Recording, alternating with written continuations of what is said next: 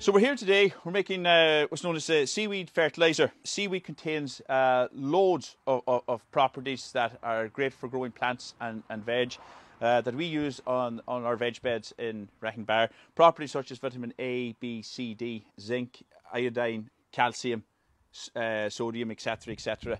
And seaweed it's a great source for getting all the trace elements of minerals that we require for growing our plants, okay? But I think it's very important that we start off just to explain. So under the Foreshore Act 1933 to 1998, okay, the government actually owns the shoreline and 12 mile out into the sea, and to harvest seaweed off the shorefront, permit or a license has to be obtained from the Minister of Agriculture, Food and Marine.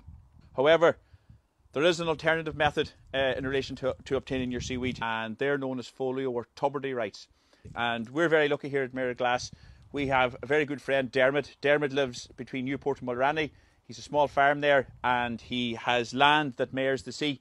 So basically, Dermot gave us permission to go onto this land to use the seaweed. So basically, there was a high tide a few weeks ago. It washed seaweed up to this land, and as I said, luckily, we're good friends with Dermot, and he gives permission to do that. So basically, how the whole process works, we have a tub here today, okay, and we have our buckets of seaweed.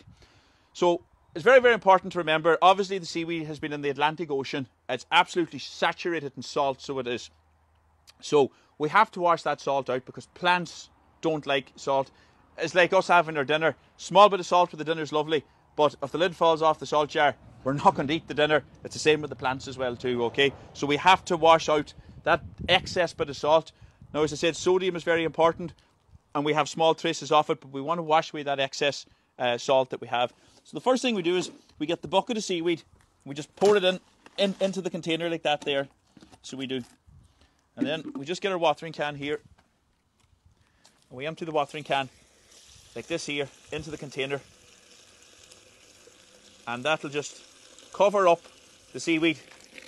And also what it'll do as well, it'll start dispersing the salt that is in through the seaweed. And that's what we want to get rid of. So it is that excess salt, which would do damage to the veg where this fertiliser is going to go. So basically, you get in with the hands and you just start pulling through the seaweed like that there, and you let that water get in around all parts of the seaweed and start to get through and wash out that excess salt that's in there. And even by doing this, I can even see the water turning brown already. And that's great because it's very, very strong at the minute, the seaweed. And we're going to be using all this now for the summer, so we are. So it shows you how strong it is and all the different trace elements that are through the seaweed. So we just keep turning it over like that there. Now, okay. So basically what we're going to do now, we've gone through that fairly well. We're going to let that lie now for approximately 15 minutes, okay? Let it settle. Let all the salt go to the bottom of the container.